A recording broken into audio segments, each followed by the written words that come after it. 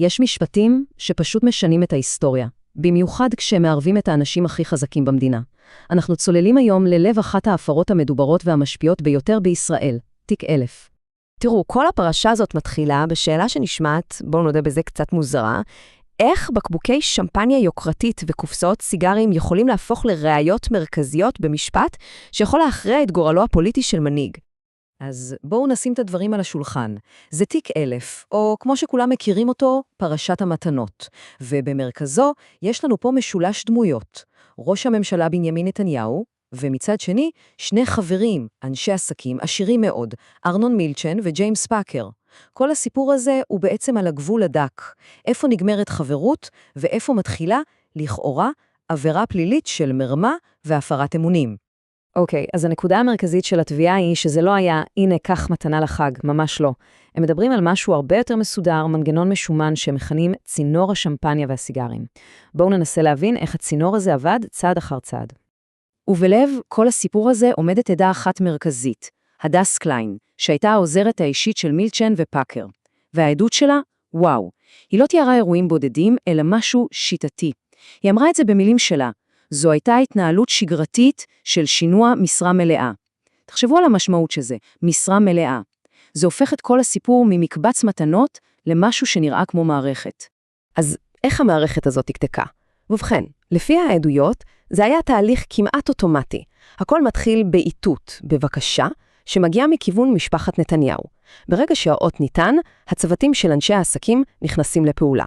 והנה פרט קטן אבל ממש מעניין, שעלה בעדות של קליין, הייתה בקשה, לכאורה, להסתיר את בקבוקי השמפניה בשקיות שחורות, רגע לפני שהמשלוח היה מגיע למון הרשמי בבלפור. הפרטים הקטנים הם אלה שמכניסים צבע לסיפור, נכון? אז לא סתם שמפניה, אלא מותג ספציפי, מועט ושנדור רוזה.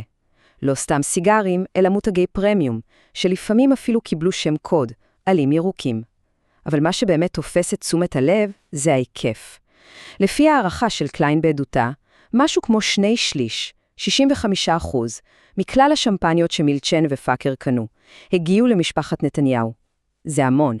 אוקיי, אז עד עכשיו דיברנו על מתנות, גם אם הן יקרות ובכמות גדולה. אבל מה הופך את זה לתיק פלילי?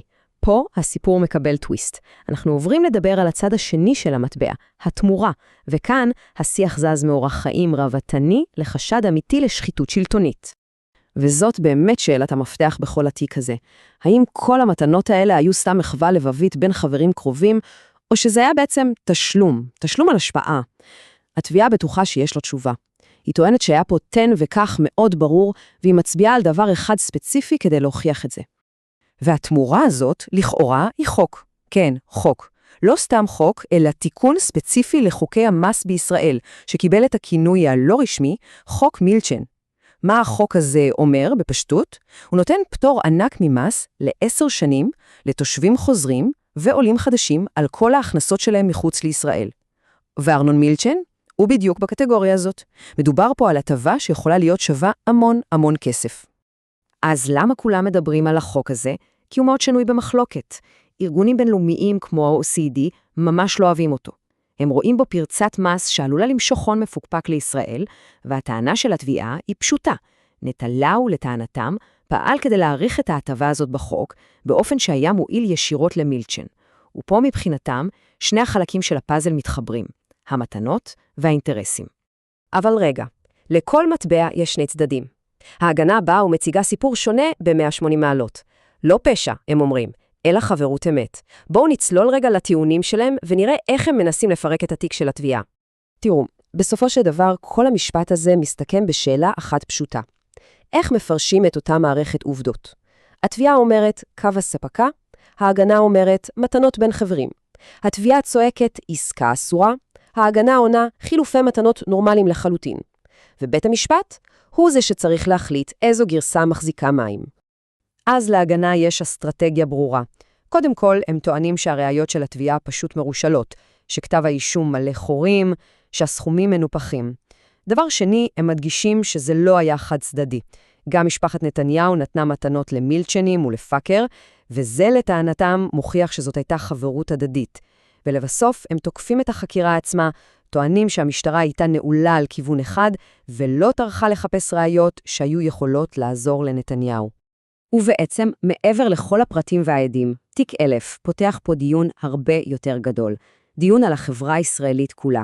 הוא מכריח אותנו לשאול שאלות לא נוחות על החיבור הזה בין כסף לשלטון, ועל הגבולות שלפעמים אולי נהיים קצת מטושטשים. אז מה הסכום שעומד על הפרק? לפי כתב האישום מדובר בשווי מתנות כולל של בערך 690,000 שקלים. כמובן, ההגנה טוענת שהמספר הזה מופרך לחלוטין, אבל זה המספר הרשמי שהתביעה הציגה, והוא נותן לנו איזשהו סדר גודל. ובסוף, כשאנחנו מקלפים את כל השכבות, את כל העדויות והטיעונים המשפטיים, אנחנו נשארים עם שאלה אחת, מהדהדת, שאלה שרלוונטית הרבה מעבר לאולם בית המשפט. איפה בדיוק עובר הקו הדק הזה? בין מתנה בין חברים לבין הפרת אמונים, בין חברות לבין שחיתות.